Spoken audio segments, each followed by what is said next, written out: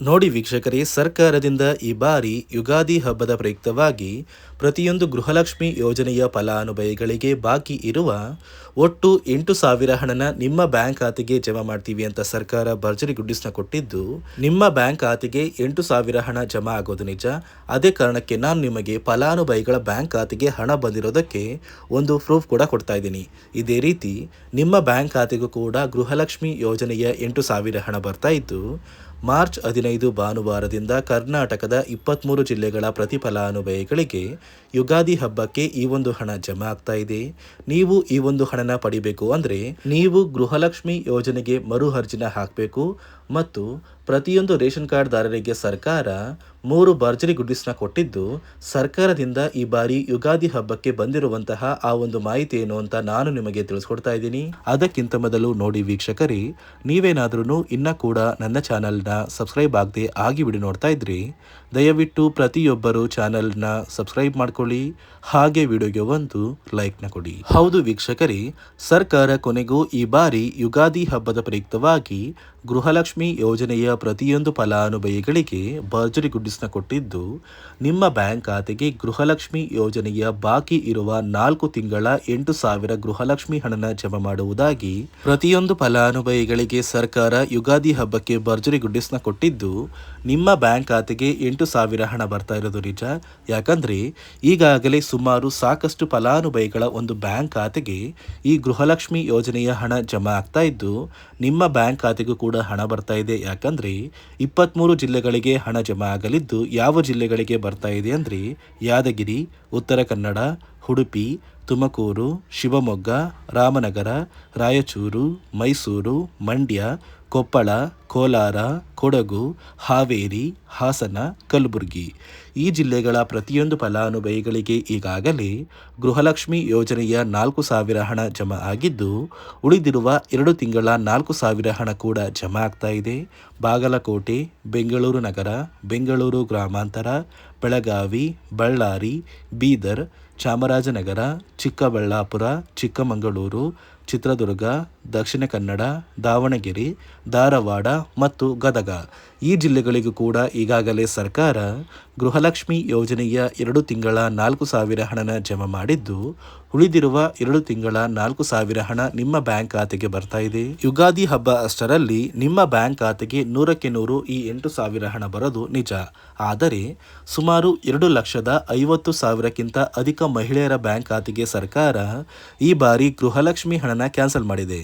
ಯಾಕಂದ್ರೆ ಈ ಒಂದು ಫಲಾನುಭವಿಗಳು ಮರಣ ಹೊಂದಿದ್ದು, ಅವರ ಬ್ಯಾಂಕ್ ಖಾತೆಗೆ ಗೃಹಲಕ್ಷ್ಮಿ ಹಣ ಇನ್ನ ಕೂಡ ಜಮಾ ಆಗ್ತಾ ಇದೆ ಅಂತ ಸರ್ಕಾರಕ್ಕೆ ತಿಳಿದು ಬಂದಿದ್ದು, ಯಾರೆಲ್ಲ ಮಹಿಳೆಯರು ಮರಣ ಹೊಂದಿದ್ದಾರೆ ಅವರ ಬ್ಯಾಂಕ್ ಖಾತೆಗೆ ಗೃಹಲಕ್ಷ್ಮಿ ಹಣ ಬರ್ತಾ ಇದೆ, ಅಂತಹ ಮಹಿಳೆಯರ ಒಂದು ಹೆಸರನ್ನ ಗೃಹಲಕ್ಷ್ಮಿ ಯೋಜನೆಯ ಅರ್ಹರ ಪಟ್ಟಿಯಿಂದ ಸರ್ಕಾರ ತೆಗಿತಾ ಇದೆ.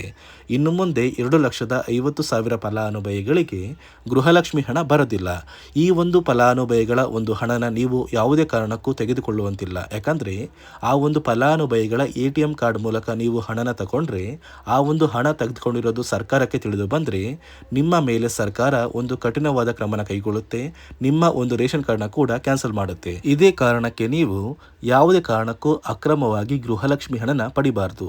ಒಂದು ವೇಳೆ ನೀವೇನಾದ್ರೂ ಅಕ್ರಮವಾಗಿ ಪ್ರತಿ ತಿಂಗಳು ಗೃಹಲಕ್ಷ್ಮಿ ಹಣನ ಪಡಿತಾ ಇದ್ರೆ, ಸರ್ಕಾರದಿಂದ ಕೆಲವು ಅಧಿಕಾರಿಗಳನ್ನ ನೇಮಕ ಮಾಡಿ ನಿಮ್ಮ ಮನೆಗೆ ಬಂದು ನೀವು ಗೃಹಲಕ್ಷ್ಮಿ ಹಣನ ಪಡಿತಾ ಇದ್ದೀರಾ ಅಂತ ನಿಮ್ಮ ಒಂದು ದಾಖಲಾತಿಗಳನ್ನ ತಗೋತಾರೆ. ಈ ಒಂದು ದಾಖಲಾತಿಗಳನ್ನ ಪಡೆಯುವ ಮೂಲಕ ಯಾವುದೇ ಫಲಾನುಭವಿಗಳು ಗೃಹಲಕ್ಷ್ಮಿ ಯೋಜನೆಯ ಹಣನ ಅಕ್ರಮವಾಗಿ ಪಡಿತಾ ಇಲ್ಲ ಅಂತ ಸರ್ಕಾರಕ್ಕೆ ತಿಳಿದು ಬರುತ್ತೆ. ಒಂದು ವೇಳೆ ನೀವು ಅಕ್ರಮವಾಗಿ ಗೃಹಲಕ್ಷ್ಮಿ ಹಣನ ಪಡಿತಾ ಇದ್ರೆ, ನಿಮ್ಮ ಒಂದು ರೇಷನ್ ಕಾರ್ಡ್ನ ಸರ್ಕಾರ ಕ್ಯಾನ್ಸಲ್ ಮಾಡುತ್ತೆ ಮತ್ತು ಯಾವುದೇ ಕಾರಣಕ್ಕೂ ನೀವು ಸರ್ಕಾರದಿಂದ ಸಿಗುವ ಸೌಲಭ್ಯಗಳನ್ನ ಪಡೆಯೋದಕ್ಕೆ ಆಗೋದಿಲ್ಲ. ಆದಷ್ಟು ಬೇಗ ನಿಮ್ಮ ಊರಿಗೆ ಕೂಡ ಸರ್ಕಾರದಿಂದ ನೇಮಕಗೊಂಡಿರುವ ಅಧಿಕಾರಿಗಳು ಬರ್ತಾರೆ. ಅದೇ ರೀತಿ ಇನ್ನು ಮುಂದೆ ಪ್ರತಿ ತಿಂಗಳು ನೀವು ಗೃಹಲಕ್ಷ್ಮಿ ಯೋಜನೆಯ 2,000 ಹಣ ಬರಬೇಕು ಅಂದರೆ, ಅಥವಾ ಈ ಬಾರಿ ಬರುವಂತಹ 8,000 ಗೃಹಲಕ್ಷ್ಮಿ ಯೋಜನೆಯ ಹಣನ ಪಡಿಬೇಕು ಅಂದರೆ, ವರ್ಷದ ಕೊನೆಯಲ್ಲಿ ನೀವು ಗೃಹಲಕ್ಷ್ಮಿ ಯೋಜನೆಗೆ ಮರು ಅರ್ಜಿನ ಹಾಕಬೇಕು. ಈ ಗೃಹಲಕ್ಷ್ಮಿ ಯೋಜನೆಗೆ ಮರು ಅರ್ಜಿನ ಹಾಕುವ ಸಂದರ್ಭದಲ್ಲಿ ನೀವು ಹೊಂದಿರುವಂತಹ ಒಂದು ಲೈಫ್ ಸರ್ಟಿಫಿಕೇಟ್ನ ಕೊಟ್ಟು ನೀವು ಗೃಹಲಕ್ಷ್ಮಿ ಯೋಜನೆಗೆ ಅರ್ಜಿನ ಹಾಕಬೇಕಾಗುತ್ತೆ. ನೀವು ಹಾಕುವಂತಹ ಈ ಒಂದು ಅರ್ಜಿನ ಸರ್ಕಾರ ಮರು ಅರ್ಜಿ ಅಂತ ಪರಿಗಣಿಸಿ ಪ್ರತಿ ತಿಂಗಳು ಹಣನ ಜಮಾ ಮಾಡುತ್ತೆ. ಅದೇ ಕಾರಣಕ್ಕೆ ಪ್ರತಿ ವರ್ಷವೂ ಕೂಡ ನೀವು ಗೃಹಲಕ್ಷ್ಮಿ ಯೋಜನೆಗೆ ಮರು ಅರ್ಜಿನ ಹಾಕೋದು ಕಡ್ಡಾಯ ಅಂತ ಸರ್ಕಾರ ಆದೇಶನ ಕೊಟ್ಟಿದೆ.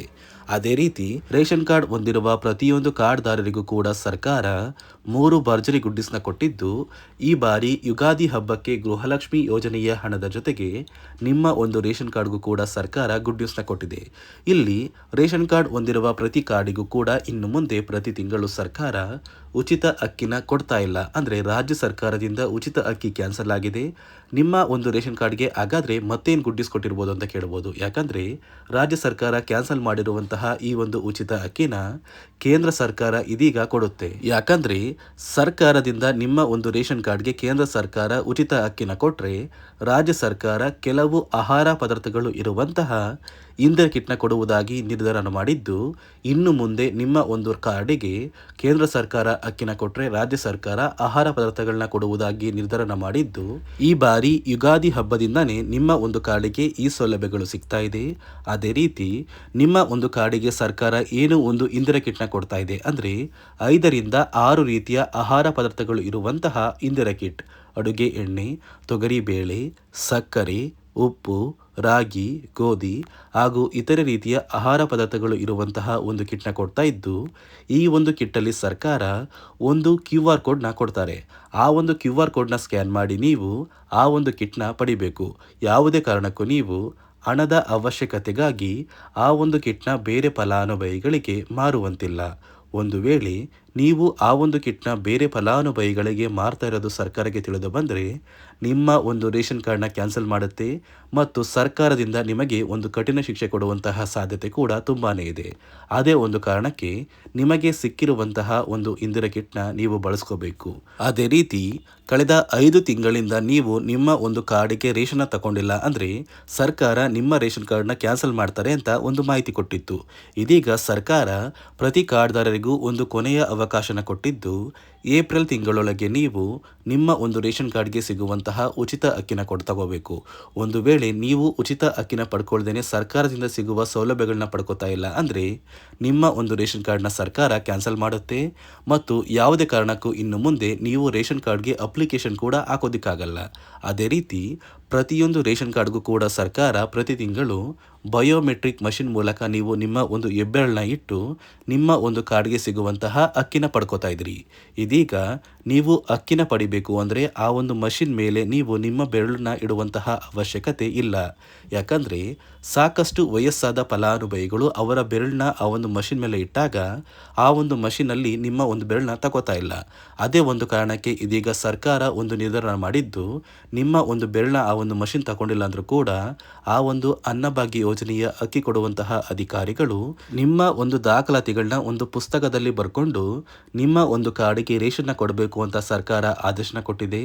ಒಂದು ವೇಳೆ ನಿಮ್ಮ ಒಂದು ರೇಷನ್ ಕಾರ್ಡ್ಗೆ ನಿಮ್ಮ ಮೊಬೈಲ್ ನಂಬರ್ ಲಿಂಕ್ ಆಗಿದ್ರು ಕೂಡ ನಿಮ್ಮ ಮೊಬೈಲ್ ನಂಬರ್ಗೆ OTP ಕಳಿಸಿ ಆ ಒಂದು OTP ಕೊಡೋ ಮೂಲಕ ಕೂಡ ನೀವು ಸರ್ಕಾರದಿಂದ ಸಿಗುವಂತಹ ಸೌಲಭ್ಯನ ಪಡ್ಕೋಬಹುದು. ಇದೀಗ ಯುಗಾದಿ ಹಬ್ಬದ ಪ್ರಯುಕ್ತವಾಗಿ ನಿಮ್ಮ ಬ್ಯಾಂಕ್ ಖಾತೆಗೆ 4 ತಿಂಗಳ ಗೃಹಲಕ್ಷ್ಮಿ ಯೋಜನೆಯ 8,000 ಹಣನ ಸರ್ಕಾರ ಮಾರ್ಚ್ 15 ಭಾನುವಾರದಿಂದ ಜಮಾ ಮಾಡ್ತಾ ಇದ್ದು, ಆದಷ್ಟು ಬೇಗ ಈ ಗೃಹಲಕ್ಷ್ಮಿ ಯೋಜನೆಯ 8,000 ಹಣ ಬರುತ್ತೆ ಮತ್ತು ಪ್ರತಿಯೊಂದು ರೇಷನ್ ಕಾರ್ಡ್ ದಾರರಿಗೂ ಕೂಡ ಸರ್ಕಾರದಿಂದ ಸಿಗುವಂತಹ ಪ್ರತಿ ಸೌಲಭ್ಯಗಳು ಸಿಗುತ್ತೆ ಅಂತ ಹೇಳ್ತಾ, ಇದಿಷ್ಟು ಸರ್ಕಾರದಿಂದ ಬಂದಿರುವ ಹೊಸ ಮಾಹಿತಿಯಾಗಿದೆ.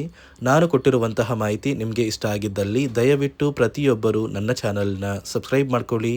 ಹಾಗೆ ವಿಡಿಯೋಗೆ ಒಂದು ಲೈಕ್ನ ಕೊಡಿ.